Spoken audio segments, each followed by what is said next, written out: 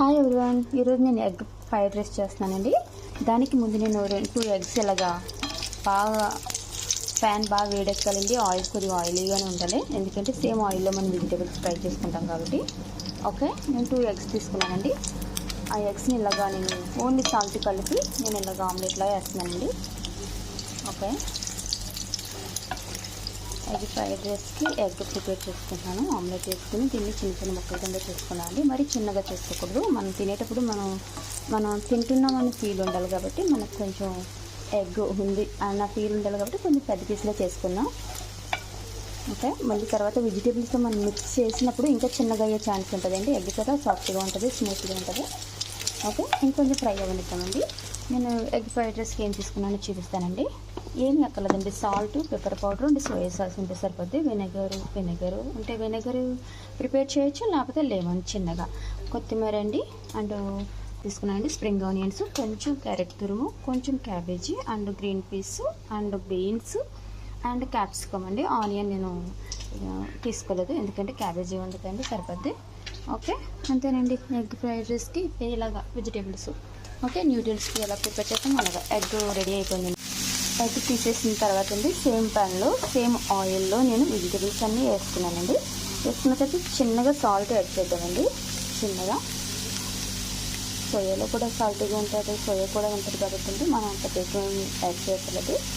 Okay, ఒకవేళ మనకు ఎక్కువ అనిపిస్తే కనుక మనం చెక్ చేసుకోవచ్చండి. ఒక 4 minutes నేను ఎలా కుట్టుకోగలుగుతానండి. కలుపుకోవాలండి. ఇలాగా సాల్ట్ మొత్తం వెజిటేబుల్స్ అన్నింటిలో కలిసేలాగా కలుపుకున్నాం కదండి.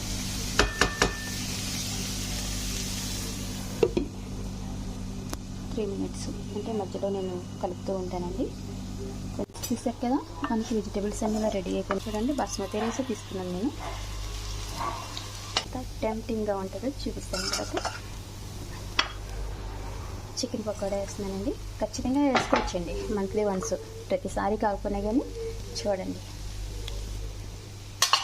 ఎంత బాగుంటుందండి. ఇప్పుడు చిన్నగా కట్ చేసుకున్నానండి నేను చికెన్ పకోడాకి. చికెన్ చాలా చిన్నగా తీసుకున్నాను, ఎందుకంటే చివరి వరకు మనకి అయ్యో అప్పుడే చికెన్ అయిపోయిందా అన్న ఫీల్ రాకూడదు పోతుంది.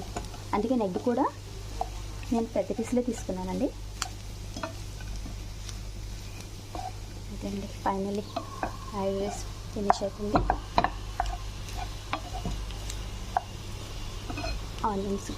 ఆనియన్స్ స్లైసెస్ కింద కట్ చేసుకుని లెమన్ సాల్ట్ కలుపుకొని తింటే ఉంటుందండి. ఇవన్నీ ఫైనలీ నా chicken fried rice with chicken and egg mixed ఇదండి. ఫైనలీ చూసారు కదా, ఈజీ. నాకైతే కష్టం అనిపించలేదండి. నేను ఏ పని చేసినా నేను చాలా ఇష్టంతో చేసుకున్నాను కాబట్టి ఆబ్వియస్లీ నాకు కష్టం అనిపించదు. ఫ్రెండ్స్ చూడండి, నేను ప్లేట్లోకి సర్వ్ చేస్తున్నాను. చూసారా ఎంత అంటే చక్కగా ఉందో, అంటే పొడి పొడిగా.